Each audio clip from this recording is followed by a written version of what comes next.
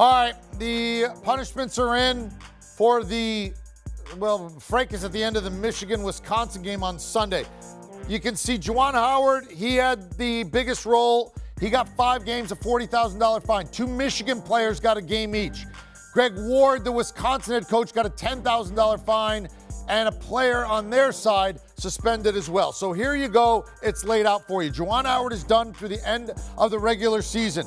Greg Gard, the Wisconsin Badger head coach, he got the $10,000 fine, and you see the players there, each suspended 1 game, 1 for Michigan, 2 for Michigan, 1 for Wisconsin. So Greg Gard gets $10K, Juwan Howard gets the rest of the regular season and $40K.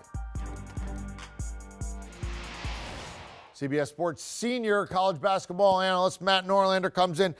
Matt, this is it, right? I mean, there's no appeals. How was this done? How did they reach this? And what does this mean? This is it. This is all we'll have for this incident there. And I'm not surprised with the players, Diabate, Williams, and Neath all getting 1 game. That was my expectation. I think that's appropriate. Players didn't start the fight, but you cannot ball up your fist and start throwing. They are actually suspended 1 game as a literal interpretation of the Big Ten's policies there. So how did this happen? Well, the Big Ten Commissioner Kevin Warren and league brass met with the athletic directors of both of these schools, and they worked together all day on Monday. In addition, I'm sure some initial conversations on Sunday night to get to this conclusion. I will note that in the Big Ten statement, it said the University of Michigan Athletics Director Ward Manuel proactively addressed a 5-game suspension of its head coach. I believe that's because the Big Ten, per Howard's contract, it cannot suspend him for more than 2 games. So this is also Michigan-induced. Ward Manuel came out with a very firm statement in opposition somewhat to what Juwan Howard said and frankly did not say in his post-game press conference on Sunday night. So it is a 5-game suspension for Juwan Howard. As anticipated, he gets the worst of all the punishments here. I am a bit surprised that you are not having any Wisconsin assistants punished whatsoever. Joe Krabenhoff did get involved. He certainly didn't de-escalate the situation, but Krabenhoff doesn't have any kind of suspension or any kind of punishment, any kind of reprimand at all. There was another Wisconsin assistant as well who was involved in the skirmish, but there's nothing there. I would actually say big picture, EK, when you take a look at everything that happened here, what unfolded, how this has been the #1 news story in American sports since it happened, more than 24 hours going, it kind of feels like the punishments all around collectively were lighter than we would have anticipated, although I want to emphasize this. I said it on CBSSports.com. I wrote about it earlier on Monday.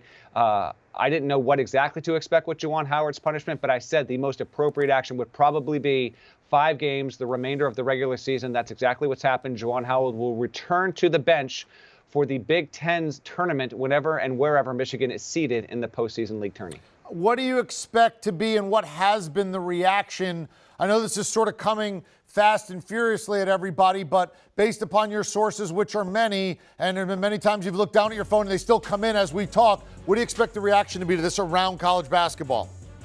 I only have one from within the league at this point, says a little surprised, alluding to what I just said, that it's just light all around there. I think that there will be some surprise that, there was nothing handed down for Krabenhoff. I mean, he clearly gets in there. We still don't know. This is an important factor, and certainly I'm sure Krabenhoff told his boss, and he had a chance to say whatever he said to provoke or not. I don't know. Like, he got in there and he did something. Juwan Howard was looking at Greg Gard, and then I don't know what caused Howard to do that. Obviously, Krabenhoff was getting close to Michigan players as this was all going down, but he gets off, and I would say that he gets off lightly. I anticipated that Gard, if you would have told me Gard got suspended for a game and Krabenhoff did as well, I would have said that's my expectation.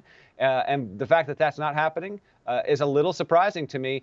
Gard at least gets the fine and the reprimand there as he should. There was at least an acknowledgement of that, but I think at the end of the day, the lesson here, as we've talked about this on HQ, we talked about it on the Eye on College Basketball podcast.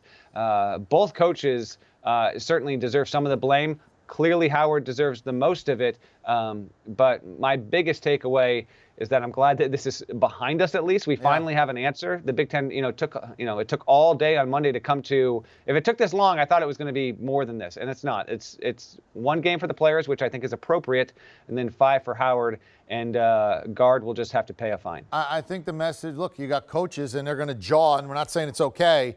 but it's really not okay to start, throwing your hand, even if it's, open-handed or whatever. Once you start touching people and, throwing in anger, that's going to be a problem. Okay, I went to the University of Michigan Law School. Michigan is my favorite college basketball team. I admit it. I love Juwan Howard. He was there when I was there. I rooted for him last year. I thought he did a terrific job. Let me be selfish for a minute. Or for other bubble teams. Michigan's the ultimate bubble team. They're in the first 4 out, according to Jerry Palm right now. If they stay right on that bubble, and they are either last one in or first one out, do you think that this will hurt them in the room? I don't. That's a good question. Oh, by the way, let's mention the name Phil Martelli. He is the lead assistant for Michigan. He will coach the team for the next 5 games. Many years of experience being a head coach, obviously at St. Joe's, and he has been on staff with Howard since he got the job. Howard's involvement or lack thereof, like not coaching the team, I'm only speaking I'm drawing from previous conversations with committee members. Like, Michigan's not going to get more credit or be docked even worse because Juwan Howard's not coaching the team. I don't think that's going to be a factor. It's a good question to ask, but just clarity for viewers. I don't think that will be a factor whatsoever. I think the challenge in front of Michigan right now is pretty substantial. The only benefit here down the stretch, now you don't have Juwan Howard, you don't have your leader, that it inherently affects the atmosphere of your locker room and practices. There's no way it wouldn't. Michigan's next 4 games are at home. So you get them in the friendly confines of the Chrysler Arena, but otherwise, I think it's going to be tough. I actually think, just from a basketball standpoint, my prediction, I think Michigan will fall just short of making the NCAA tournament, and I think it's going to be either a 1 or a 2 seed in the NIT. All right, there you go. Matt Norlander helping us out, CBS Sports senior college basketball insider. And you want more Matt Norlander? You need more Matt Norlander? We got it. On College Basketball, part of our great family of CBS Sports podcasts. You download, you subscribe, you enjoy. Do you want a sports network that delivers everything that matters about the game? The highlights, the picks, the instant analysis, no yelling, no fake debates, no politics. Hit the subscribe button and never miss a moment.